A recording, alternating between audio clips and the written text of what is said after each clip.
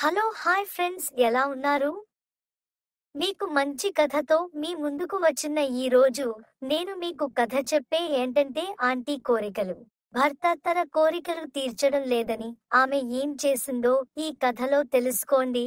నేను మీకు ఈ కథ ఎందుకు చెప్పున్నాను అంటే, ఈ కథలో జరిగిన సంఘటనలు మీ లైఫ్ లో ఎదురైనప్పుడు అప్రమత్తంగా ఉంటారని, అలాగే ఈ కథలో మీకు కనిపించే క్యారెక్టర్స్ మీ నిజ జీవితంలో ఎదురైనప్పుడు వాళ్ళతో కూడా అప్రమత్తంగా ఉంటారని మిమ్మల్ని అడ్వకేట్ చేయడానికి ఈ కథ చెప్తున్నాను. కథ చాలా ఇంట్రెస్ట్ గా ఉంటుంది, చివరి వరకు చూడండి. మన ఛానల్ కొత్తగా చూస్తున్నవారు సబ్స్క్రైబ్ చేసుకోండి, అలాగే లైక్ చేయండి మరియు షేర్ చేయండి.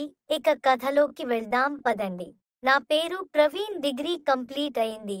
ఇప్పుడు జాబు కోసం సెట్ లో ఉన్నాను. ఒక్క 10 రోజులు సరదాగా ఉందామని ఆంటీ వాళ్ళ ఇంటికి వచ్చాను. ఆంటీ పేరు స్వరూప, అంకుల్ బాలరాజు. వాళ్ళకి ఒక అమ్మాయి ఉన్నది. అమ్మాయి అమెరికాలో చదువుతున్నది. చాలా రిచ్ ఫ్యామిలీ. అంకుల్ కి చాలా బిజినెస్లు ఉన్నాయి. అదే పనిగా బిజినెస్ వ్యవహారాలు చూసుకుంటూ ఉండేవాడు. ఆంటీ చాలా అంటే చాలా అందంగా ఉంటుంది. నాకు 21 సంవత్సరాలు దాటిన దగ్గర నుండి కోరికలు బాగా ఎక్కువయ్యాయి, కానీ ఆంటీ మీద నాకు ఎటువంటి కోరిక లేదు. ఆంటీ చూడటానికి సినిమా హీరోయిన్ పవిత్ర లాగా ఉంటుంది. ఇక అంకుల్ తో ఆంటీ ఎప్పుడు గొడవ పడుతూ ఉండేది. వాళ్లకు చాలా గొడవలు ఉన్నాయి అనుకుంటా. నేను అవి పెద్దగా పట్టించుకునే వాడిని కాదు. నేను ఒక రోజు నా గదికి వెళ్ళాలని వెళ్తూ ఉండగా వాళ్ళ గది నుండి ఏమో పెద్దగా మాటలు వినిపిస్తున్నాయి. అప్పటికే టైం రాత్రి 12 దాటింది. ఏంటి అని గరికి వెళ్ళి విన్నాను. ఏంటి నువ్వు నన్ను అసలు పట్టించుకోవడం లేదు, ఎప్పుడు పైసలు పైసలు అంటావు? మనకి ఉన్నది ఒక అమ్మాయి, మనకు ఉన్న ఆస్తి మొత్తం అమ్మాయికే కదా. అమ్మాయికి కూర్చొని తిన్నా కూడా జరగదు, ఎందుకు ఇంకా అదే పిచ్చిలో ఉంటావు? అసలు నన్ను పట్టించుకునే ఉద్దేశం ఉందా లేదా అని గొడవ పడుతుంది. ఏం మాట్లాడుతున్నావ్ స్వరూప? మన వయసెంతో మీకు అర్థం కావడం లేదు. మనకి పెళ్లికి వచ్చిన పడుకున్నాడు, ఇంకా నువ్వు అలా మాట్లాడితే ఎలా అన్నాడు. మన వయసు అనకండి, నీ వయసు అనండి. మా వాళ్ళు మీ ఆస్తి చూసి నువ్వు ఏదో నన్ను సుఖ పెడతావని ఇచ్చి చేశారు. నా మీద నువ్వు 8 సంవత్సరాలు పెద్దవాడిని, అంత వయసు ఎక్కువ ఉన్నవాడిని చేసుకుంటే ఇలా అవుతుంది అనుకోలేదు. నా వయసు 38 సంవత్సరాలు. ఇప్పుడు ముసలిదాన్ని అనుకుంటున్నావా ఏంటి చెప్పు అని గొడవ పడుతున్నారు. సరే ఇక్కడ మనం ఎందుకులే అనుకుని నా రూమ్ కి వచ్చాను. ఇంకా ఆ టైంలో ఎవరు వస్తారు అని డోరు వేయడం కూడా మర్చిపోయాను. ఇక నేను ఫోన్ చూసుకుంటూ ఉన్నాను. ఎవరో వచ్చిన సౌండ్ వచ్చింది. వెంటనే బయటకు వచ్చాను. బయట చూస్తే ఆంటీ ఉంది. ఏంటి ఈ టైంలో ఇలా వచ్చారు అన్నాను. చెప్తాను ఓ పని అన్నది. ఏం పని అన్నాను. చూశానులే తమరి ఘనకార్ యమ్మీ అంకుల్ కి మాత్రం సినిమా లేదు, నువ్వు మాత్రం వేస్ట్ చేస్తున్నావు, చనిపోయారు ఇద్దరు అని వెళ్ళిపోతుంది. ఎందుకు ఆ మాట అన్నదో నాకు అర్థం కాలేదు. ఎందుకు వచ్చావు ఏంటి అన్నాను. ఏం లేదు, డోర్ తీసి ఉంటే వేద్దామని వచ్చాను. డోర్ వేసుకోవాలని కూడా తెలీదా నీకు అని వెళ్ళిపోయింది. నేను ఇక రాత్రికి పడుకుని నిద్రపోయాను. ఉదయం లేచి బయటకు రాగానే అంకుల్ ఉదయాన్నే ఆఫీస్కి వెళ్ళిపోయాడు. ఫ్రెష్ అయ్యావా అన్నది. అయ్యాను అన్నాను. సరే టిఫిన్ పెడతాను తిందువురా అన్నది. నేను వెళ్ళి డైనింగ్ టేబుల్ మీద కూర్చున్నాను. ఆంటీ టిఫిన్ తీసుకుని వచ్చి పెట్టింది. నేను తినడం స్టార్ట్ చేశాను. రోజు ఆ ఘనకార్యం చేస్తావా అన్నది. ఏమన్నది? నాకేం చెప్పాలో తెలియలేదు, చెప్పు. పర్వాలేదు అన్నది. సారీ అన్నాను.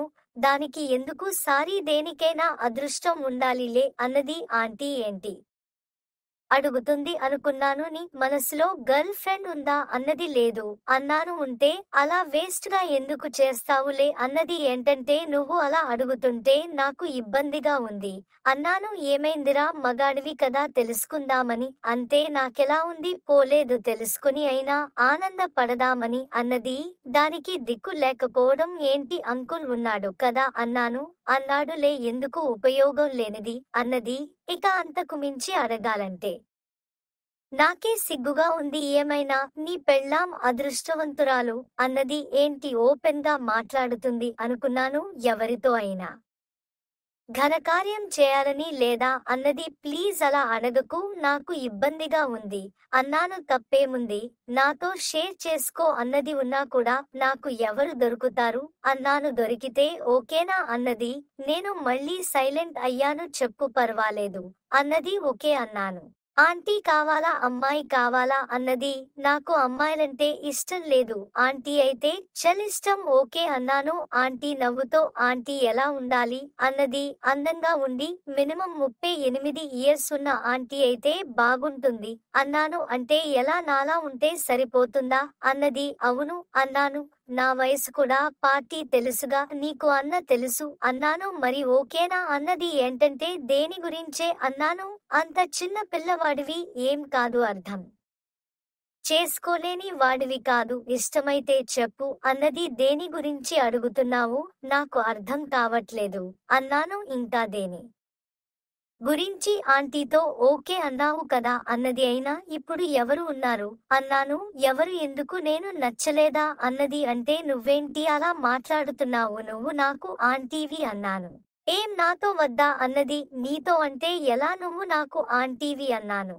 అయితే ఏంటి అన్నది. ఏంటి ఆంటీ మరీ పచ్చగా మాట్లాడుతుంది అనుకున్నాను మనసులో. చెప్పు, ఎందుకు ఆలోచిస్తున్నావు అన్నది. నా టిఫిన్ చేయడం అయిపోయింది, సరే నేను వెళ్తున్నాను అన్నాను. ఓకే అయితే చెప్పు, ఫుల్ మీల్స్ పెడతా, ఎవరికి తెలీదు, మనల్ని ఎవ్వరూ అనుమానించరు చెప్పు అన్నది. అంటే నాకే ఏదో ఇబ్బందిగా అనిపిస్తుంది అన్నాను. ఫస్ట్ ఎవరికైనా అలానే ఉంటుంది, కొంచెం ఇబ్బందిగానే ఉంటుంది, తర్వాత నీ ఇష్టం అన్నది. ఏంటి నువ్వు మాట్లాడుతున్నది నిజమేనా అన్నాను. నేను నమ్మలేకపోతున్నాను. ఏంటి తమాషాలా ఏంటి అన్నది. నేనేం మాట్లాడలేదు, సరే నువ్వు వెళ్ళి నీ గదిలో ఉండు అన్నది. సరే అని నేను వెళ్ళిపోయాను. ఎందుకిలా మాట్లాడింది అనుకుంటున్నాను. అలా ఆలోచిస్తూ ఉండగానే ఆంటీ లోపలికి వచ్చింది. ఇక నాకు టెన్షన్ వస్తుంది. ఆంటీ రాగానే నేను పైకి లేచి నిలబడ్డాను. ఆంటీ లోపల లాక్ వేసింది. ఏంటంటే ఈ రోజు చాలా కొత్తగా కనిపిస్తున్నావు, నాకు కొంచెం టెన్షన్, భయంగా ఉంది అన్నాను. నీకెందుకు టెన్షన్, భయం, నిన్నేమంటున్నాను, ఏమీ కాదులే, నన్ను ఏదో ఒకటి చేయమని అడుగుతున్నాను అన్నది. అసలు ఏం జరుగుతుంది అని నాను దగ్గరికి వచ్చి నిలబడింది. నా దగ్గరకు వచ్చి ఏంటి ఏమైంది, నాకెందుకు తప్పనిపిస్తుంది, భయంగా కూడా ఉంది అన్నాను. ఎందుకు భయం, ఇంట్లో మనం ఇద్దరమే కదా ఉంది, ఎవరున్నారు ఎవరు లేరు కదా అని అన్నది. అయినా ఏంటో తప్పనిపిస్తుంది అన్నాను. ఏం లేదు, నీకు హ్యాపీగా ఛాన్స్ ఇస్తాను అంటుంటే ఏంట్రా నీ బాధ అన్నది. నీకు ఇబ్బందిగా ఉంటే కాసేపు అన్నది.